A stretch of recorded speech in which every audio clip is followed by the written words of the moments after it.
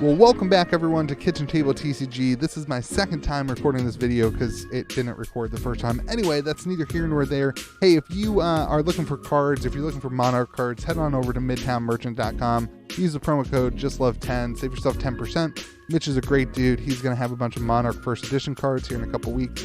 Mitch and I are going to stream soon together. We'll talk about that at the end of the video.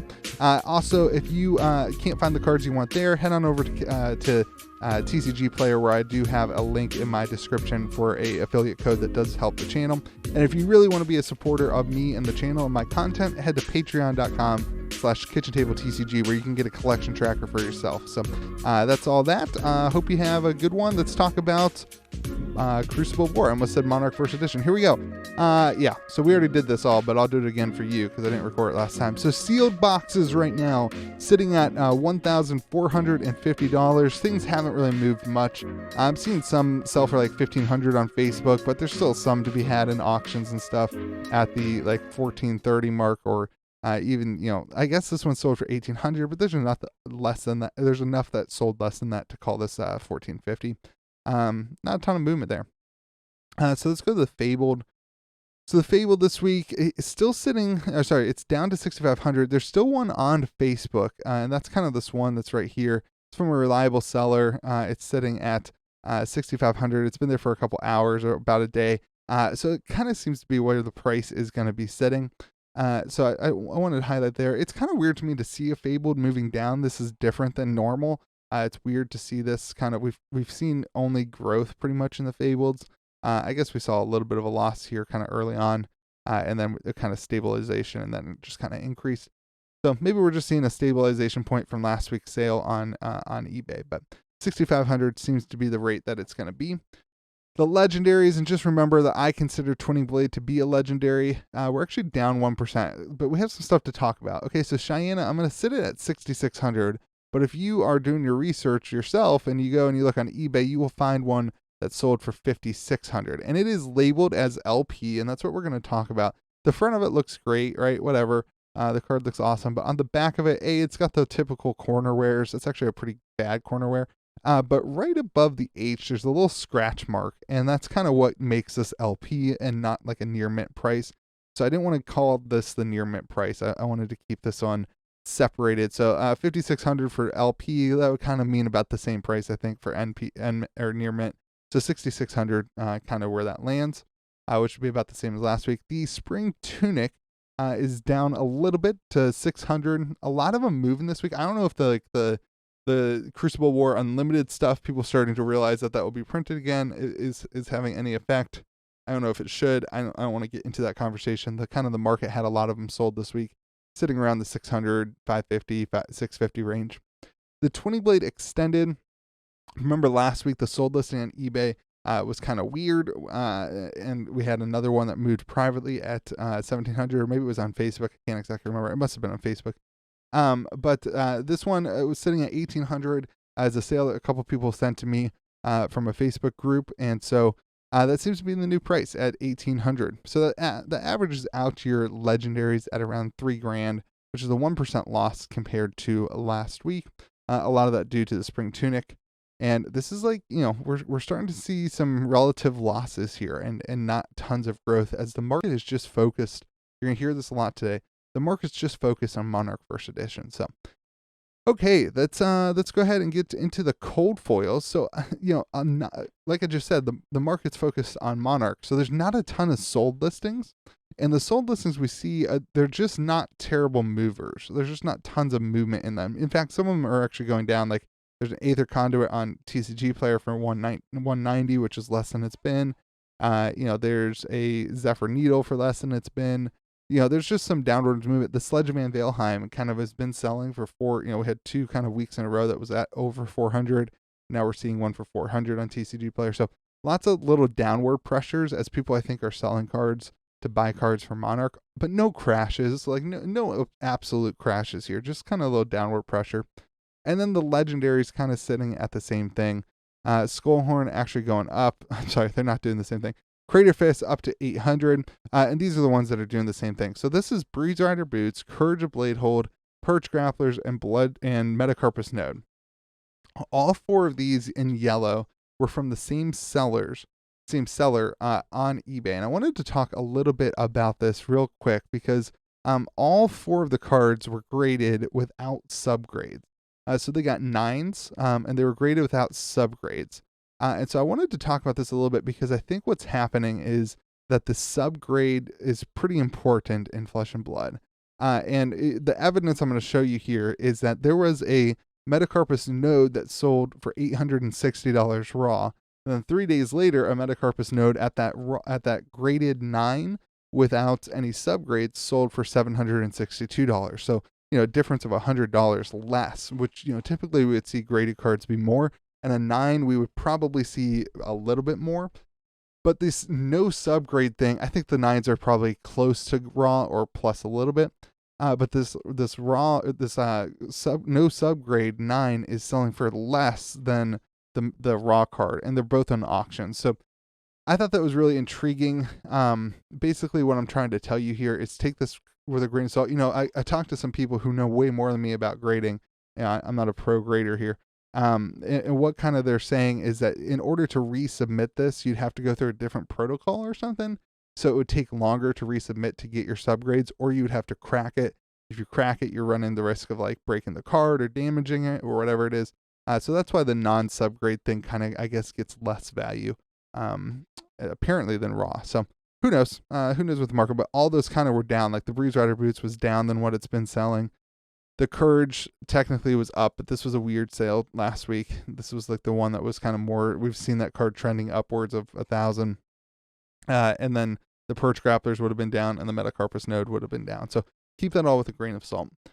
The Gambler's Gloves also went down to $920. That, your average though still increased. I mean, the cold foil rares were really pushing some stuff. That Crater Fist sale helped as well. So it's still, up on the average at $466.17. And your average cold foil rare is sitting at $272, and your average cold foil Majestic is sitting at $767. And you can see on this graph here, we're kind of shooting way up, and now we're in a balancing beam act as, again, the focus is now off of crew and onto something new, the next hot thing, right? So let's go to the Majestic Rainbow Foils. We're actually up 2% here. Let's see, what did I want to talk about on the Majestic Rainbow Foils? Beast Within kind of dropping a little bit as it's kind of the spiciness of the new set is kind of wearing into it. It's already kind of seen its gains. Righteous Cleansing hopping up. Stamp Authority staying the same, but another confirmed sale. Fine Center, another sale. Spoils of War kind of showing a little bit of weakness on the Rainbow Foil, sitting at $219. I mean, it's just 2 or 3 weeks in a row that it's been dropping. I guess it's 2 weeks in a row that it's been dropping. Plasma Purifier back up. Let's see. Runeblood Barrier losing some value. Chain Lightning up to $150. No significant movements here, but we did see a kind of resolidification of these prices. And as you can see, again, like we're seeing a huge increase, and now the focus is elsewhere, and so we're kind of seeing a stagnation of the growth in the last couple weeks. The Majestics actually went down for the first time in 2 or 3 weeks, but went down after some huge gains. Again, some more just like retracement, some more just kind of simply leveling off. Some highlights, though, was that a Courage of Bladehold sold for $230, which is absolutely nuts. The card's good, man. I don't know what to say. The card's just good. But with Crucible Unlimited coming, I was wondering if some of these cards would kind of, fade off a little bit. It doesn't really seem like it. I guess people still need the cards or something. I don't know. So, Breeze Rider Boots, a lot of those equipment kind of holding their value. Some of the other cards are dipping just slightly. 20 Blade down to 99. We saw Spoils of War actually dipping, $30-ish at 93. So there is some dipping going on, but not massive. Again, there's no huge things to chat about. We'll talk about the top 10 at the end, or top 10 to gain or lose at the end. But all in all, your average is sitting around $55. Did I tell you the Majestic Rainbow average? It was $94. Okay, the rare rainbow foils, just keep in mind that I just used TCG low, and then I kind of double checked the prices. So last week we had a confirmed sale of Benji at $100. This week TCG low is at $125. So your TCG low on the rares is sitting at $17.41, which is up 9%, which is interesting compared to the rest of the market. The rare, this is just the non-foil rares. are actually also up at 4%. As you kind of see, some of these equipment, like the weapons, are actually kind of have a lot of value. The Redliner, the Reaping Blade, and they are, they are selling around these prices. Sellers kind of match or take 10% off, I would say. So $2.55 is your average rare. That's up 4%. The common rainbow foils, our biggest things to look for is the tokens. So Seismic Surge at 24, Ira at 16, that's a hero. Flying Kick is sitting pretty good. There is some value in the commons. Rune Chant at $7 now, kind of crazy. And Cracked Bauble, there was a buyout, it looks like, on Cracked Bauble up to $95. A bunch of them were moving. That's crazy to me. That's such a meme. I love it. But I guess for people completing sets, right? Like if you're a set collector and you need this, I guess I understand the buyout. I don't know. Quicken at $13.44 and a copper at 15. A lot due to the Cracked Bauble. We are up 11% on the rainbow foil commons. The regular commons, not that it really matters, but in case you're interested, the rainbow foil, the regular commons are an average of 50 cents. All right, so let's get into our EV calculation. For every box, you're going to have 1 cold foil. For every box, you're going to have 6 Majestics. On this cold foil, I've taken the averages and taken the rare and taken the Majestic, and you're kind of twice as likely to get a rare than you are a Majestic, so that kind of is played into this average. There's a little algorithm that does that. Your 6 Majestics get you $256. Your 2 foil Majestics gets you $189. Your 41 rares will get you $105. Your 5 foil rares will get you $87. 1 in 10 boxes has a chance at hitting the Legendary, so that's an average of $300. 1 in 40 boxes has a chance of hitting the Fabled, so that makes it $162. So if you were to open 40 boxes, your EV of a box, your kind of average value of those 40 boxes would be $1,416. Now, if you don't hit a Legendary, you don't hit a Fabled, your average is sitting at $953. Sorry. But if you hit a cold foil Majestic with no Legendary and no Fabled, you would still get an average of $1,004.93. But if you hit the rare with no cold foil, if you hit the rare cold foil with no Legendary or Fabled, you'd be sitting at $909.98. And if you are one of those lucky people that has a full set of this a full master set, which is one of each printing of the cards, so 1 regular print, 1 foil print, and 1 cold foil, you'd be sitting at $31,569.80. Let's go ahead and look at where this number, this 416, compares to last week. We are up 1%. Last week it was at 1405.59, and now we are at 1416. So that's up 1%. And now let's look at the top cards to gain or lose value. Plasma Barrel Shot, the cold foil, going from 200 to 355 for a change of 77%. Righteous Cleansing going from 49 to 78 for a change of 59%. Plasma Purifier going from 64. This one was, we hadn't seen a listing, one of these moving for a while, up to $100 for a 56% change. And then in second, kind of fourth place was that Edge of Autumn from 210 to 300 for a change of 42%. The non-foil gainers, Flood of Force moving from 6 to 14 for 133% change. Somebody was like, $6 is too cheap for first edition Majestic. Feigned Death going from 35 to 48 for a 37% change. And then that Courage of Bladehold non-foil from 179 to 230 for a 28% change. All right, let's look at any of the cards that lost value this week.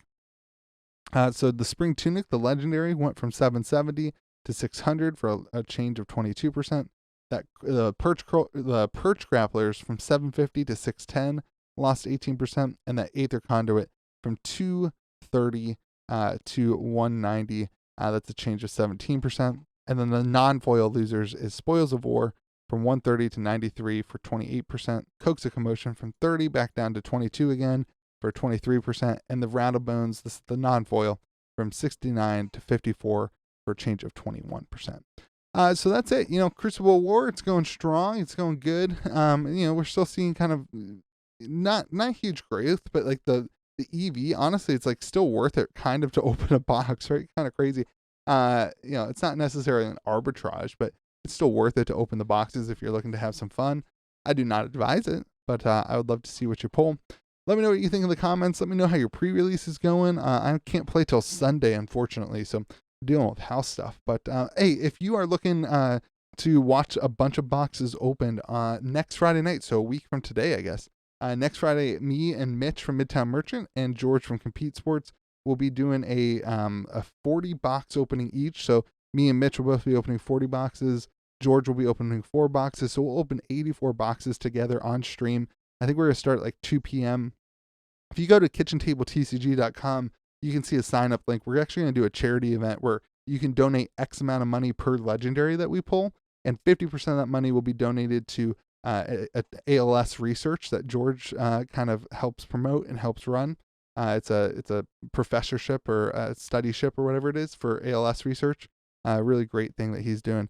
And then the other 50% of the money will go towards research for Alzheimer's. So we all have kind of family members that have struggled with those illnesses, and we just wanted to do something cool while we're opening boxes. So go to KitchenTableTCG.com to sign up for that. And then anybody who signs up for that will be entered into win. There'll be, I think, six total slots that win for a case break of Monarch First Edition that we're going to give you guys. So it'll be a lot of fun. Make sure you sign up for that. You can give anywhere from 50 cents to $50. We actually had somebody donate like $5,000 to it already. It's awesome. It's really, really cool. It's going to be a great thing to fundraise some money for a great cause while we're all opening packs of Monarch First Edition. So without further ado, I hope you have a great day. And if you're looking for a way to track your collection, head on over to patreon.com/KitchenTableTCG. But first, remember to be kind to the people around you. How do we get out of this? Oh, we hit that button.